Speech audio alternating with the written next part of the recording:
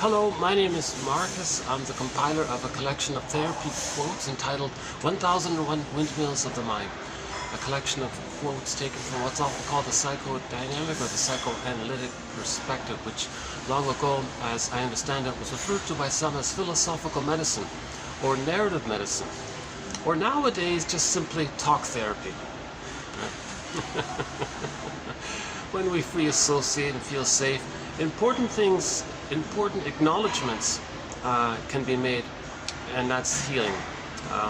When we accept something, we're making it safe for ourselves to accept what happened. Then the feelings can come back in. It's called the mourning process. So with trauma, we're afraid to admit it. That leads to complicated grief, aggravated grief, the derailment of the grief process. It can lead to pathological nostalgia, melancholia, and so on. Theory about that is it's simple classical conditioning. If the child is born with his aliveness, his potential, his true self, his I feel therefore I am, his golden ball, his radiance, his natural state of affairs. If there's a trauma, there's a process called repression, where he doesn't want to know his feelings and needs. It gets repressed. Image in mythology is the earth opens up, Miss Core gets pulled down. In the Disney film Inside Out, joy and sadness gets zooped away. In the Atalanta myth, the king sends the baby into the forest. So something pure gets lost into this other world. Or even the golden ball gets lost down this well. So something pure, animated, alive, innocent, like the baby. When Robert Bly tells the story of Iron John, when the dog gets pulled down into the lake image. And when Robert Bly tells that story, when he gets to that place in the story, this must be the place. This must be the place. Also in Iron John, I haven't mentioned this actually, also in Iron John, another image for the lost golden ball is that it's in a cage, and it's locked. And in the cage is this Iron John character, just think of it like a character that represents all our lost energies or something. Anyways, so there's a character in there. So the little boy loses his golden ball and says to the big scary guy in the cage, "Hey, can you hand me my golden ball? It's in the cage there with you." He says, "Oh, sure, no problem. Just get the key because the cage is locked." "Oh, I see. Okay, no problem. So where's the key?" The guy tells him, "Under mother's pillow. Under your mother's pillow." Whoa! And when Robert Bly gets to that point, he makes this big whoa, because that's a huge area there. So that's sort of a metaphor that we got to link up.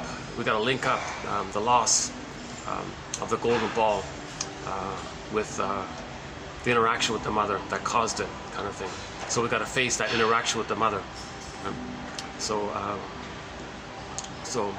this interaction with the mother is currently called, as I understand it, attachment trauma, because the baby must attach to the mother. Other phrases for it are interpersonal trauma, another one relational trauma, and it sort of accumulates, sometimes called a strain trauma. This seems to be the current version of it. But we still use the traditional phrases of arrested development, developmental arrest, stunted development, where the child kind of freezes up. It's not safe to have his golden ball. It's not safe because the golden ball got lost and it's locked, or the golden ball's down the well, or joy and sadness gets souped away, or something pure like the baby in the forest, or the Miss Core on the field, earth opens up, gets pulled down, zooped down. So let's use that one for a minute. When Miss Core's on the field, this innocent maiden's on the field, earth opens up, she gets yanked down into the underworld. Okay, so this is kind of yanking or zooping down phenomena. That's the image for repression. So you get the golden ball, the feelings get like pressed down, like it's called repression, like pressed down kind of thing. Oops, how are we doing? Over there. I'm beginning this video with an AC run right off the bat. When I cool off, I'll go up to the sauna. But due to time issues, I want to get this video started right away.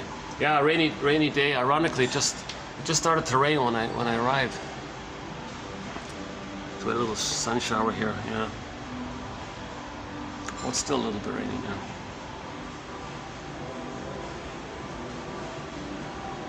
What's that one? Oh, there's the cat food commercial. All right, that's a great one to begin the video with one of our companion animals to 1001 Windmills of the Mind, the cat. It's one of our companion animals. It's nice to see the image of the cat there. And we've got a set of companion animals, companion beverages, companion flowers. So that's the whole topic there. A great soundtrack to 1001 Windmills of the Mind, an amazing musical soundtrack. So myths and fairy tales describe psychology.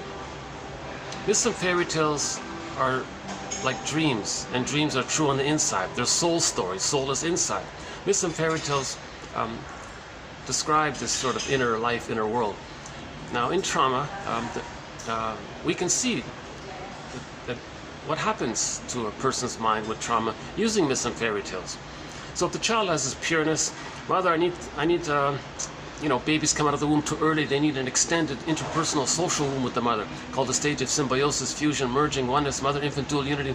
The child needs his paradise to continue in this extended womb, like, so he needs that kind of like blissful period where it's all him, he's one with the powerful mother, and when he's born, he needs that to continue in this extended womb where he's one with the mother. So the mother has to provide that through her reverie, for her attunement with her motherly presence, and she's there for the child and understands the baby's child signals, and that's facilitated with the suckling because the nerve endings line up.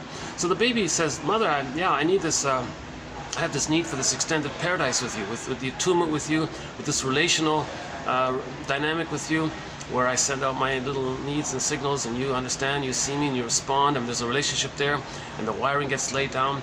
And then that's part of my psychological structure, moving towards psychological birth. So the baby needs this kind of interpersonal relationship. That's why it's often called a relational trauma or interpersonal trauma or attachment trauma. Okay, so if the baby has this basic need and for whatever reason it's not getting met, needs and feelings are linked. So he's going to feel very afraid by this. And the fear gets overwhelmed, it can turn into anger and then finally rage, where the baby has a fantasy where he wants to control the breast now, has this oral greed, this devouring, possessive, controlling like attitude or fantasy. So that's like a byproduct when the baby's not loved. And so that's not going to work. So, okay, earth opens up, baby gets lost in the forest. Or a symbol for his feelings get lost, meaning joy and sadness get zooped away, or the golden ball gets lost, right? These kinds of things. So that losing phenomena, that zooping away, that's called repression. Now in the in the Demeter core Persephone, oh hang on a sec.